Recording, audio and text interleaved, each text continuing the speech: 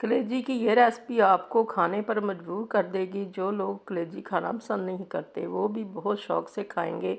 इतनी सॉफ्ट ये बनती है और इतनी ये मसालेदार बनती है कि मसाला भी इसका बड़ा ही क्रीमी और बहुत ही मज़े का बनेगा। और बहुत ही सिंपल सी ये रेसिपी है, बड़ी आसानी के साथ ये बनाई जा सकती है। और ईद के दिन तो ख़ास तौर पे ये लाजमी हमारे यहाँ बनती है। तो इसके लिए हमने ये लिए है, कलेजी ली है, तकरीबन 1.5 kg है ये। और इसके छोटे छोटे पीसेस कर लिए हैं। नमक और सिरका लगा के इसको पानी के अंदर 10 मिनट के लिए टिप कर दिया था, फिर इसको धो लिया। बड़ा ही आसान तरीका है इसको धोने का। तो बड़ी साफ़ हो चुकी है। तो एक पैन के अंदर हमने तकरीबन हाफ से थोड़ा सा ज़्यादा ले लिया है ऑयल, और 2 प्याज हैं बड़े बड़े। क्योंकि कलेजी हमारी ज़्यादा है तो इसलिए हमने ये बिल्कुल बारीक कटिंग की हुई है प्याज की। इसको हल्का सा नरम कर लेंगे और नरम करने के बाद इसके अंदर बाकी की चीज़ें ऐड करेंगे। इतनी आसान रेसिपी है कि मज़ा आ जाएगा इसको खाने का। तो ये हमने एक लहसुन लिया था बड़ा, उसको छील लिया और फ्रेश ही कूट लिया। तो इसको भी डाल दिया है। इसको भी अच्छा सा भुनेंगे, इसकी अच्छी सी खुशबू आने लग जाएगी। तो फिर इसके अंदर हम बाकी चीज़ें ऐड करेंगे। हल्का सा रेड रेड सा हमारा जो प्याज है वो हो चुका है। हल्दी डाल दी है इसके अंदर, हाफ़ टी स्पून, और 2 टीस्पून फुल भर भर के सुरख मिर्चों के डाल दिए हैं। और इसके अंदर अब हम और कोई चीज़ भी शामिल नहीं करेंगे, कोई मिर्च मसाले नहीं डालेंगे और किसी किस्म का मसाला नहीं जाएगा। बस सिर्फ ये 2 चीज़ें ही हमने डाली हैं।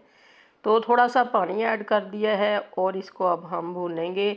सॉफ्ट हो जाएगा हमारा प्याज और इसके अंदर से जो ऑयल है ये सेपरेट हो जाएगा। तो फिर इसके अंदर हमने जो टमाटर की प्यूरी बना के फ्रीज़ की हुई थी वो डाल दी है। अगर ये ना हो तो फिर आप इसके अंदर 4 बड़े टमाटर डाल दें।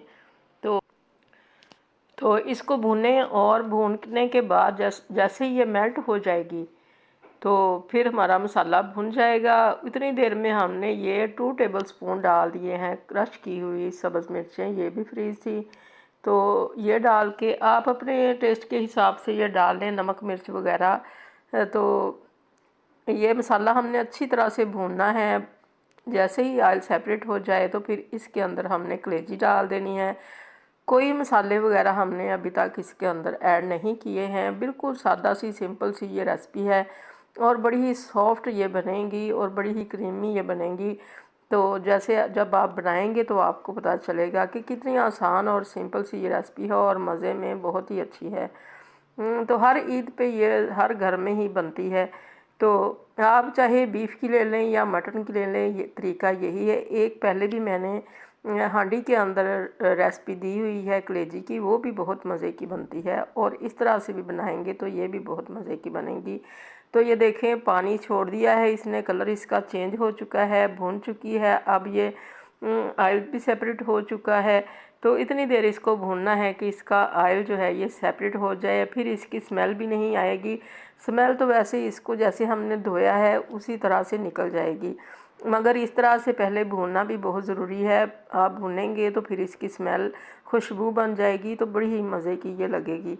तो एक बार हमने इसको भून लिया है और अब इसके अंदर हम अदरक डाल लेंगे। 2 टेबलस्पून के करीब ये कुटा हुआ अदरक है। इसकी बड़ी अच्छी खुशबू आएगी और ये इस टाइम पे डालें तो ये बड़ी ही हाजमेदार सी रेसिपी बनती है। खा के तो हैवी भी फील नहीं होता। जो अदरक है ये खानों को हज़म करता है। तो इस टाइम पे डालें या एंड पे डालें, अदरक का टेस्ट भी बड़ा अच्छा आएगा और इससे हाजमा भी बड़ा अच्छा रहेगा।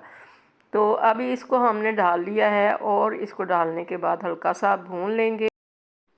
और हाफ़ कप के करीब हमने दही ले लिया है, इसको बहुत अच्छा सा फेंट लिया है और ये फ्रेश दही है।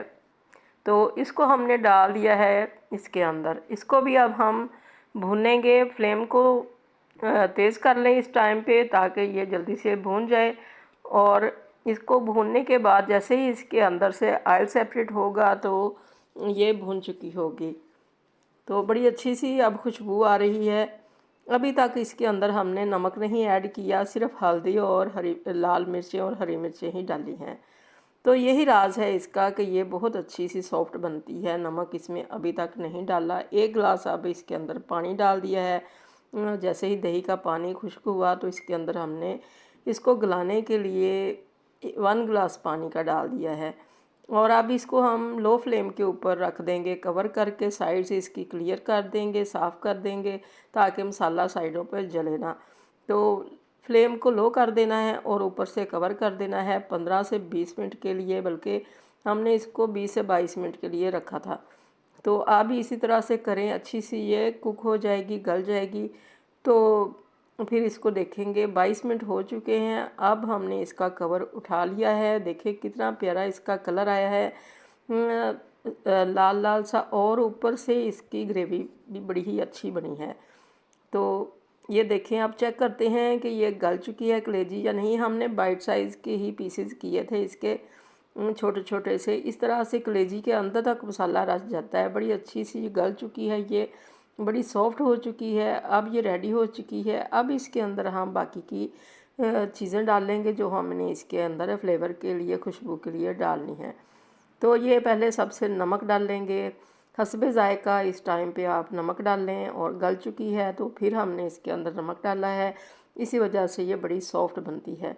शुरू में नमक डाल देंगे तो ये बड़ी सख्त हो जाएगी। तो ये साबुत धनिया है, पिसा हुआ, दरदरा सा पिसा है, ये 2 टीस्पून इसके अंदर हमने डाल दिए।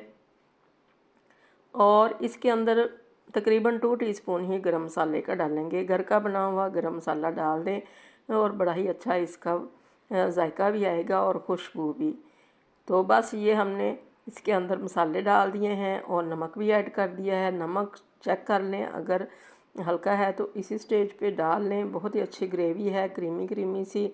इतनी रखना चाहें तो इतनी रख लें, वरना इसको आप ज़्यादा भी कर सकते हैं और सुखा भी सकते हैं। तो इसको हमने दम पे रख दिया था ताकि इसके अंदर सारी चीज़ों का फ्लेवर अच्छा सा आ जाए। ये सब्ज़ मिर्चें डाल दी हैं अंदर से स्लिट करके, और ढेर सारा इसके ऊपर हरा धनिया डाल दिया है गार्निशिंग के लिए। बड़ी अच्छी धनिया की भी खुशबू आती है। तो ये अच्छा भी बहुत लगता है चीज़ों के अंदर। तो देखिए कितनी अच्छी लुक आई है, मसाला भी कितना अच्छा बन चुका है। अब इसको हम 2 मिनट के लिए हल्की फ्लेम पे रखेंगे ताकि ये सारा कुछ जो है इसका फ्लेवर अच्छा सा आ जाए, खुशबू अच्छी सी आ जाए। ये देखें, अब ये रेडी हो चुका है हमारा मसाला भी और हमारी कलेजी भी, बहुत ही मज़े की, बहुत ही टेस्टी। इस तरह से आप बना के देखेंगे तो इतनी सॉफ्ट बनेंगी कि आप हैरान रह जाएंगे। सिर्फ आपने नमक एंड पे डालना है, शुरू में नहीं डालना। और इस तरह से आप धोएंगे तो इसकी कोई भी ज़रा सी भी स्मेल नहीं आएगी, पकाते वक्त भी पता नहीं चलेगा कि आप क्या पका रही हैं। तो बड़ा अच्छा जायका, बड़ा अच्छा टेस्ट, और ईद की ख़ास रेसिपी है ये, जो ईद वाले दिन ज़रूर ही बनती है।